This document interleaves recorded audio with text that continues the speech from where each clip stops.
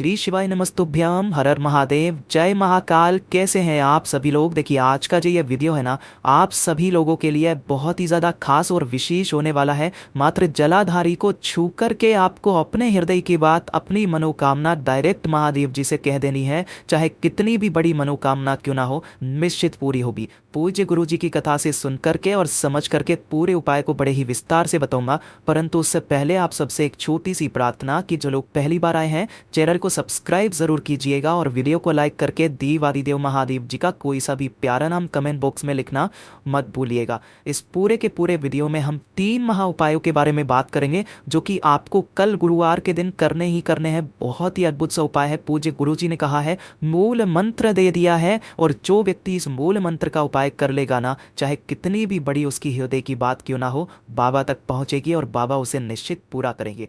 ध्यान से सुनते चले जाना, समझने की कोशिश करना। सबसे पहले बात करते हैं पहले वाले उपाय की, जो कि आपको जलाधारी को छू करके इस वाले उपाय को करना होगा। अगर आपकी कोई इच्छा, कोई मनोकामना, कोई हृदय की बात बहुत समय से पूरी नहीं हो रही है, उपाय कर करके आप थक चुके हो, पूरे नवरात्र के सारे उपाय कर लिए, तो यकीन मानिए एक बार इस उपाय को कीजिएगा, आपके निश्चित वो कामना पूरी जरूर होगी। आपके हृदय की बात डायरेक्ट बाबा तक पहुंचेगी। आपको इसके लिए चाहिए क्या, वो ध्यान से सुनिएगा। एक लेनी है आपको बेलपत्र, जो कहीं से भी खंडित टूटी फूटी ना हो। इस चीज का ध्यान रखना। काफी सारे लोग इस डंडी को तोड़ देते हैं, तो आपको ये डंडी तोड़नी नहीं है, डंडी ऐसी की ऐसी रहनी चाहिए, ठीक है। दूसरे नंबर पर आपको चाहिए होगा एक अखंड अक्षत चावल का दाना। कैसा होना चाहिए, अखंडित नहीं होना चाहिए, मतलब कि टूटा हुआ नहीं, अक्षत होना चाहिए, इसीलिए इसे अक्षत भी कहा जाता है, ठीक है। और एक लोटा शुद्ध जल अपने घर का लेना है, ठीक है ना। ये 3 चीजें आपको लेनी है। हो सके तो इसके अंदर 1 से 2 बूंदे गंदा जल की डाल देना, जल पवित्र हो जाएगा, ठीक है। ताजा जल लेना, तांबे के लोटे में लेना। तीनों चीजों को लेकर के पहुंच जाना बाबा के मंदिर शिवलिंग के पास में। किस समय पर जाओगे, सबसे ज्यादा वो महत्वपूर्ण है।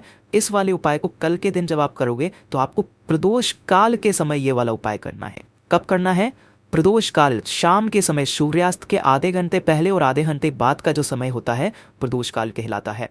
उत्तर दिशा, नॉर्थ डायरेक्शन की तरफ मुंह करके खड़े हो जाना। मैंने पिछले वाले वीडियो में भी आपको बताया था किस तरीके से उत्तर दिशा आपको देखनी है। जलाधारी का जो मुख होता है ये हमेशा उत्तर दिशा की तरफ होता है, ठीक है ना। दुनिया में जितने शिवलिंग है, एक शिवलिंग को छोड़ करके सारी शिवलिंग जो होती है, जिनका जो ये शिवलिंग का हिस्सा होता है जलाधारी, ये उत्तर दिशा की तरफ होता है। जैसे ही आप यहाँ पर खड़े हो जाओगे, सबसे पहले आपको एक लोटा शुद्ध जल जो आप लेकर के आए हो बाबा की शिवलिंग पर समर्पित करना है। ओम नमः शिवाय, श्री शिवाय नमस्तुभ्यम पंचाक्षरी मंत्र या षडाक्षरी मंत्र का स्मरण करके उसके बाद आपको अपने दाहिने हाथ की हथेली पर, जो पहले आपने एक चावल का दाना लिया है, उस चावल के दाने को अपनी हथेली पर रखना। अपना नाम, अपना गोत्र, अपनी कामना, हृदय की बात बाबा से कह करके, विनती करके इस चावल के दाने को आपको शिवलिंग के ठीक ऊपर शीर्ष पर समर्पित कर देना है। समर्पित कर देने के पश्चात जो आपके पास में एक बेलपत्र है, इस एक बेलपत्र को जहां से तीनों पत्तियां जुड़ी हुई है, इस जगह से पकड़ना है। अपना नाम, अपना गोत्र और अपनी कामना कहते हुए आपको मातृशुंडी के स्थान पर ऐसे टच करवाना है कि डंडी रहे जलाधारी की तरफ। टच करवा करके ही आपको अपना नाम, गोत्र बोलना है, स्पर्श करा करके, और उसके पश्चात इसे यहां से उठा करके और इसी चावल के दाने के ऊपर रखना है। ध्यान रखना, यहां पर केवल आपको समर्पित नहीं, मतलब यहां पर आपको समर्पित नहीं करना है, यहां पर केवल स्पर्श करा करके अपनी कामना कह करके शिवलिंग के ऊपर समर्पित कर देना, चावल के ऊपर ही। डंडी रहेगी जलाधारी की तरफ, बी पत्ती का मुख रहेगा आपकी तरफ। जब आप यहां पर समर्पित कर दें, बाबा से विनती करना, कामना करना, और एक बार हृदय की बात जलाधारी के ऊपर अपने हाथ, दाहिने हाथ की हथेली रख के अपनी कामना कह देना। पूज्य गुरुजी ने कहा आपको 3 बार अपनी कामना कहनी है। पहली बार जब आप चावल को अपने हाथ पर लोगे हथेली पर, दूसरा माता अशोक सुंदरी के स्थान पर, तीसरा जलाधारी को स्पर्श करते हुए। चाहे कितनी भी बड़ी मनोकामना क्यों ना हो, पूरी जरूर होगी। पूज्य गुरु जी का बहुत अद्भुत और अचूक उपाय है, जरूर कीजिएगा। और यह दूसरा वाला उपाय कल के दिन करना कोई भी मत भूलिएगा, इस चीज का ध्यान रखिएगा।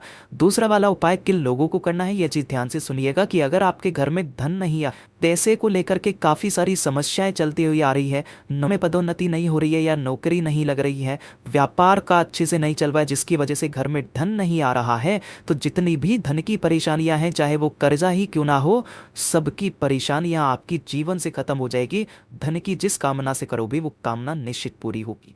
आपको कल के दिन, कल है गुरुवार का दिन, बहुत विशेष दिन है।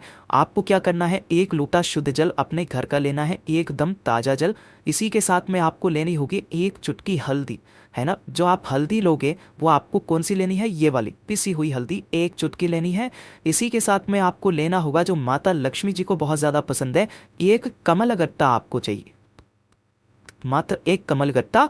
और इसी के साथ में आपको चाहिए होगा एक लाल फूल। देखिए आपको स्क्रीन पर गुड़हल का लाल फूल हिबिस्कस का दिख रहा होगा, अगर ये मिल जाए तो बहुत अच्छी बात है। ये नहीं मिलता है तो आप कोई सा भी लाल फूल ले लेना, लेकिन केवल एक लाल फूल लेना है आपको, ठीक है। जो भी आपने एक कलश में जल लिया है ना, इसके अंदर एक चुटकी हल्दी आपको डालनी है, एक कमल गट्टा इसके अंदर डाल देना और एक लाल फूल भी इसी के अंदर आपको डाल देना है, ठीक है। और इस लोटे को, इस कलश को लेकर के गुरुवार के दिन, चाहे सुबह चाहे शाम को, कहाँ पर जाओगे, आपके आसपास जो भी भगवान श्री हरि नारायण विष्णु जी के स्वरूप का मंदिर हो, चाहे वो राधा कृष्णा जी का मंदिर हो, चाहे वो लड्डू गोपाल जी का मंदिर हो, चाहे राम जी का मंदिर हो, चाहे सत्यनारायण भगवान जी का मंदिर हो, आपको उस मंदिर में जाना है। उस कलश को मंदिर के बाहर, जो मंदिर में भगवान जी के समक्ष उस कलश को रख देना, अपना नाम गोत्र और कामना कह करके रख करके आपको इस मंदिर की कितनी 7 परिक्रमा करनी है। अब परिक्रमा करने का नियम पूज्य गुरुजी ने बताया, ध्यान से सुनिएगा। जब आप मंदिर के पीछे की तरफ जाओगे तो पीछे की तरफ जाने के पश्चात आपको ओम नमः शिवाय मंत्र का स्मरण करना है और फिर वापस सामने आना है। फिर जब दूसरी परिक्रमा करोगे, फिर पीछे जाकर के ओम नमः शिवाय मंत्र का स्मरण करोगे, फिर वापस समक्ष में आना है। इस तरीके से 7 परिक्रमा करके इस कलश को यहाँ से उठाना और उठा करके ले जाना किसी भी पीपल के पेड़ के पास, और पीपल के पेड़ की जड़ों में इस पूरे के पूरे जल को आपको समर्पित करना है। जो मूल मंत्र पूज्य गुरुजी ने कहा, मैं वो मूल मंत्र आपको बता देता हूँ। ओम ह्रीम ओम हरिर्नाक्षाय हरिर्नाक्षाय नमः शिवाय। ये भगवान श्री हरि नारायण और महादेव जी का मूल मंत्र है। ओम ह्रीम ओम हरिर्नाक्षाय नमः शिवाय मंत्र का स्मरण करते हुए उस पूरे के पूरे जल को केवल और केवल पीपल की पेड़ की जड़ों में समर्पित कर दीजिएगा। आप जिस कामना से करके आएंगे आपकी कामना निश्चित पूरी होगी। पूज्य गुरु जी का बहुत अद्भुत और अचूक उपाय है, जरूर कीजिएगा। अब बात कर लेते हैं तीसरे वाले उपाय की। ये जो तीसरा वाला उपाय है ना, इसका कोई दिन फिक्स नहीं है। पूज्य गुरु जी ने कहा हफ्ते का सिर्फ एक दिन आपको फिक्स कर लेना है कि उस दिन आपको ये उपाय करना ही करना है। किसके लिए? अगर आपके शरीर में किसी भी तरीके का कोई रोग है, या फिर आप चाहते हैं कि आपके शरीर में कोई रोग ना रहे, कोई खून का थक्का जम गया हो, है ना, किसी भी तरीके का हृदय रोग जैसी संबंधित कोई बीमारी चल रही हो, तो उन समस्त बीमारियों पर नाश करता है सिर्फ ये एक उपाय। आपको लेना है एक स्टील का लोटा।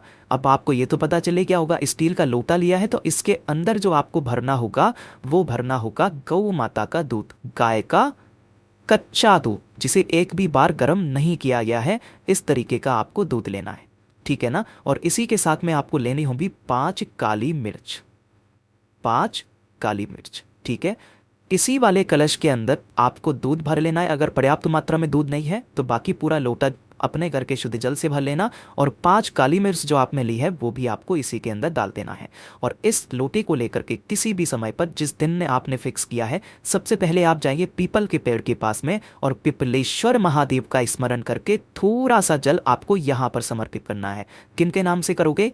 पिपलेश्वर महादेव के नाम से। दूसरे नंबर पर आपको जाना होगा किसी भी बेलपत्र पेड़ के पास में, और बेलपत्र पेड़ की जड़ों में आपको उसी कलश में से थोड़ा सा जल यहां समर्पित करना है।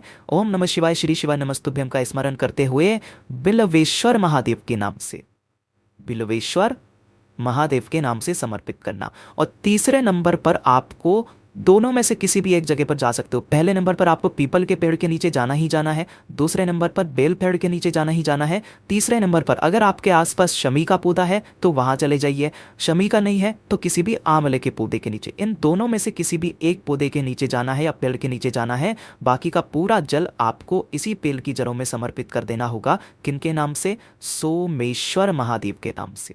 सोमेश्वर महादेव के नाम से समर्पित करना। ये 5 काली मिर्च वाला जल दूध आप समर्पित करना स्टार्ट कीजिए। आपके शरीर के जितने भी बड़े रोग हुए ना वो सारे खत्म हो जाएंगे। पूज्य गुरु जी के सभी उपाय बहुत ही ज़्यादा खास और विशेष से ज़रूर कीजिएगा। वीडियो पसंद आए तो लाइक ज़रूर करना, साथ ही साथ चैनल को सब्सक्राइब ज़रूर कीजिएगा। मैं आपसे मिलता हूँ अगले वीडियो में, तब तक के लिए ओम नमः शिवाय, हर हर महादेव, जय महाकाल।